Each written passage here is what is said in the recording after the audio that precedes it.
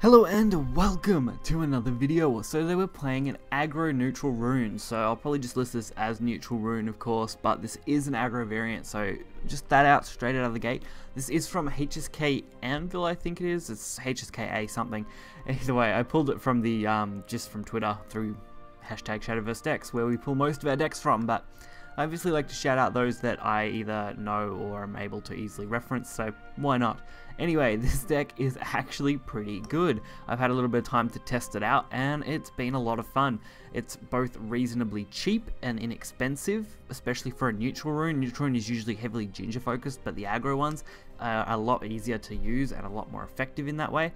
And it's just an amazing deck, I found. Honestly, I could easily play this all the way through rotation, I think.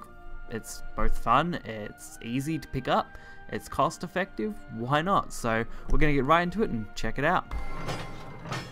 So our first matchup is against Sword. Again, not a surprising thing. I mean, Sword is a very popular deck still, and a lot of people spent a lot of vials to build it, so it's not a huge shock that that's what we'll come up against. Of course, that does mean we have to play to counter what we know.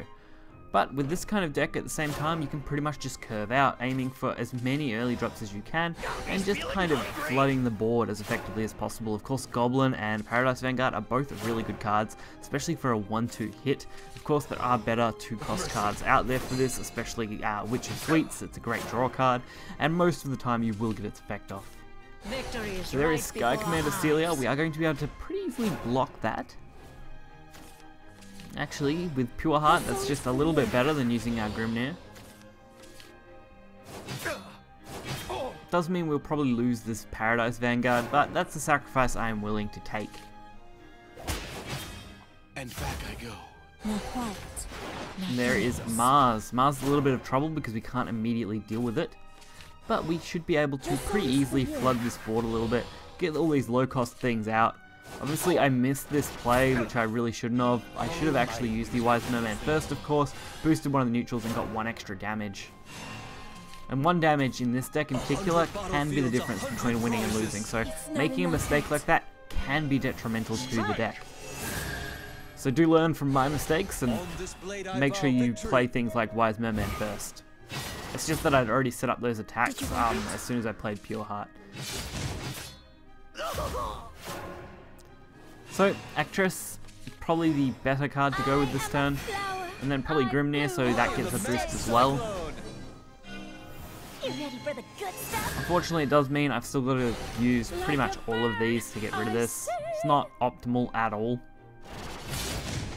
I would have much preferred to have dealt with this probably a little bit better way. Twilight. I think Felice would have done probably a little bit better job, honestly. Barbarossa, that's a pretty fine card to have hit that. And now we can pretty much rush face. I've got to win. Of course, again, I could have put the Evo here onto the Pure Hearted Singer instead of the Felice, which actually only gains you 1 damage. But in this situation, knowing Barbarossa is a card that they're going to be able to take advantage of, I really wanted to be able to have the 4-7, because the odds are they probably have another Barbarossa in their hand, and if they don't, they've probably got another big card like Arthur here that would have been really easy for them to kill off my cards with. So having a 4-7 was just a lot better. Your swords. Onward to victory. Did you like it? And there is the Muta Bolt, which is perfect. Mutagenic Bolt is going to give us an easy lethal here. I was going to probably go with a Hector play maybe, that was what I was considering. Just kind of get that damage on and set up a 2-turn lethal while setting up a ward, which would have been pretty decent. It's the real thing. But, I mean, when you get lethal, you take it. So, game 2 is against Forest. Time to shine, Daria. My quarry won't escape. Aggro Forest has been extremely good lately. Mid Forest has also been pretty decent. So expecting those in this matchup, so holding something like Mutagenic Bolt, especially when I have Wizardess of Oz, is a really good way to do it. And Wise Merman is our 1-drop. I think playing that out against Forest on turn 1 is great, especially if they don't play anything. Of course, Insect Lord is a very easy counter for them. So, I guess we'll just take the loss there on that. And throw a Happy Pig. I mean, Happy Pig, great 2-2. Can't really go wrong with it. Stars are so And there is our gorgeous. Starry Elf. We should be able to block off this with the Grimnir and hopefully get that Strix out next turn, which should be pretty crazy. Of course, I did want to deal with the Insect Lord before they were able to return it and bounce it. It's the only reason I didn't go face. If it wasn't for that Insect Lord, I probably wouldn't have worried. Because the chance of them having Airbound Barrage is usually pretty high. Ow! Hey, let's play. Ow! And it looks like they are going the aggressive route, so it's an easy guess to say they are playing aggro forest. One must never But take that also sides. means they're going to have a fair bit of trouble dealing with these massive You drops. ready for the good stuff? So being able to force this out now, they're going to have to use a fair few resources to deal with this card. Which is great for me. The more resources they waste, the better. This is a pretty good way to do it though. Venus does a nice job. Only begun. Not a card I would usually see in an aggro forest deck, so it does make me wonder whether maybe they are more mid-range. And we get another Strix, which is great because dealing with 2 back-to-back, definitely not an easy feat. Especially when this one has no damage on it. And our Wise Merman is going to buff it slightly, because there's no point leaving it, because next turn, if we want to, we could Wizard's Voz and Mutabolt. It just depends on what they play. So if they went for a ward or something, I probably would have went for the Wizard's Voz with Mutabolt and not even worried about Chain Lightning. Or just straight out Mutabolt and kept the Wizard for Chain Lightning. A few different options I could have gone with there. Hey, let's play. But with the way their board is right now, and this Insect Lord is 50-50 and does hit our lower, which is great. Even if it had hit the higher, it still wouldn't have killed this immediately. They would have still had to use an Evo. Stop it. So seeing this and knowing what they've got on board, pretty safe to just use our Chain Lightnings. I mean, we can double Chain Lightning next turn if we want to. The stars Cassiopeia though, sail beside perfect me. way to remove this.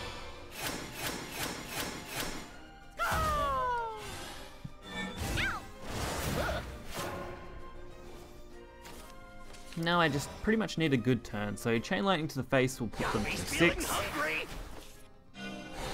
which means we can pretty much guarantee lethal at this point. Even with that heal, it's still going to be our game. Time, girl. And I can remove their 3-3, so I mean, it's no threat at all then. This is exactly what I didn't want. Even though really I couldn't see it being a threat overall. So there is the Aaron, which is going to heal them for 3, but luckily with Mutabolt and double Chain Lightning plus the Wizard's Voz, that is a perfect 8 points to kill off our opponent quite well. I mean, that's a good way to go for 9 damage. All we needed was them to have 3 followers, and they went for it.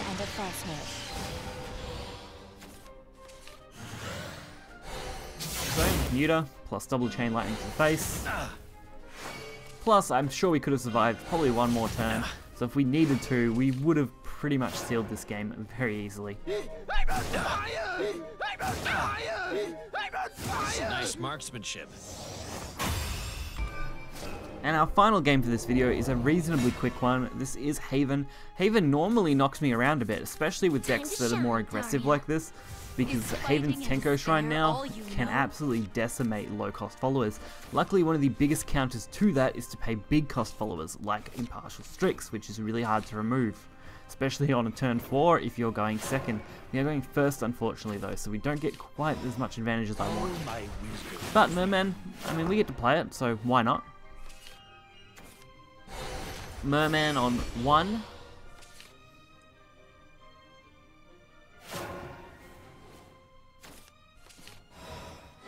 No! The best jewelry for you is...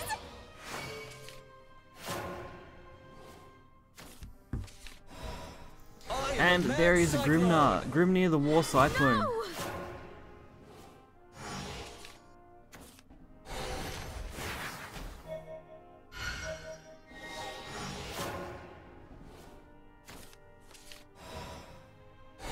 never take sides. Okay, so we get to go face, which is great.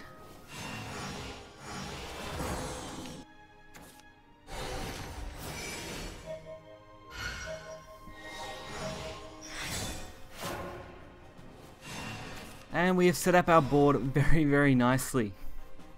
One must never They're not going to be able to get over these impartial Strix as easy, especially with an Evo. We now get to deal 10 damage, leaving them at 9, and pretty much securing our victory at this point. Turn 5, there is just not a lot that they could do. A little bit of healing would be nice for them, but other than that, they're only going to be able to pin. So there is the concede, and that does give us the victory. So I hope you guys did enjoy this video and this deck. It is quite a fun one to play. As always, the deck list for this will be in the description below. Be sure to hit that like button and subscribe, and I'll catch you guys next time. See ya.